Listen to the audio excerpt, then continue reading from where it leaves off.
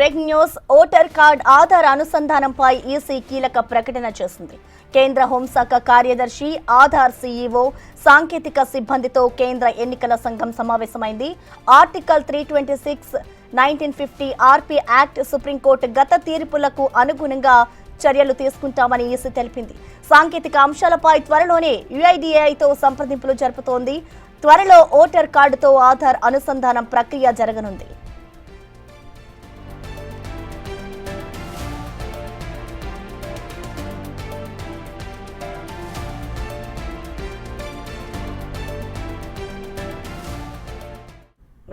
EC ప్రకటనపై పూర్తి సమాచారాన్ని మా ప్రతినిధి ఢిల్లీ నుంచి శివ అందిస్తారు. శివ, రైట్ ప్రసన్న, కేంద్ర ఎన్నికల సంఘం ఈరోజు ఒక కీలక నిర్ణయం తీసుకుంది.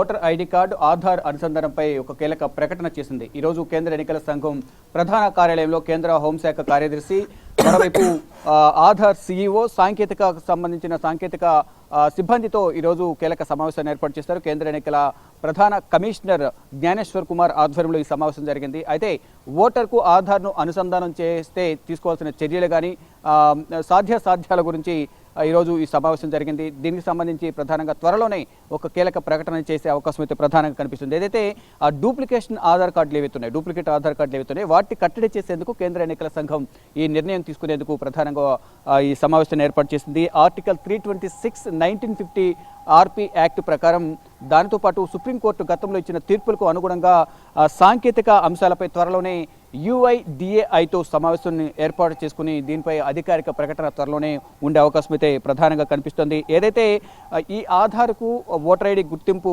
ఓటర్ ఐడి కనెక్ట్ ఉండటం వల్ల ఏదైతే దొంగ ఓట్లు వేసేవాళ్ళు కానీ డూప్లికేట్ ఐడి కార్డ్స్ ఎవరైతే ఉన్నారో, ఓటర్ ఐడి కార్డ్స్, అటువంటి వాటిని ఎక్కువగా కట్టడి చేసే అవకాశం ఉంటుంది అనేది ఒక నిర్ణయం. అయితే భారతీయులకు మాత్రమే ఓటర్ ఐడి గుర్తింపు ఉండాలనే ఒక నిర్ణయానికి ప్రధానంగా కేంద్ర ఎన్నికల సంఘం వచ్చినట్టు తెలుస్తుంది. దానికి సంబంధించి ప్రధానంగా ఆధార్ కార్డు అనేది భారతీయులకు సంబంధించిన గుర్తింపు కార్డు కాబట్టి ఇతరులకు ఎవరికి కూడా ఈ ఆధార్ కార్డు ఉండకుండా ఉండే విధంగా కూడా నిర్ణయం తీసుకునేందుకు, అది కూడా ఓటర్ ఐడితో రెండు అనుసంధానం చేయడం ద్వారా భవిష్యత్తులో ఎటువంటి ఇబ్బందులు ఉండకుండా ఇటు ఓట్లకు సంబంధించి, దొంగ ఓట్లకు సంబంధించి కానీ ఓట్ల రిగ్గింగ్ సంబంధించి కూడా ఎక్కడ కూడా ఇటువంటి ఘటనలు జరగకుండా ఉండే విధంగా ఈ ఓటర్ ఐడికి ఆధార్ను అనుసంధానం చేయడం ద్వారా మంచి ఉపయోగం ఉందనేది కూడా కేంద్ర ఎన్నికల సంఘం నిర్ణయించుకుంది.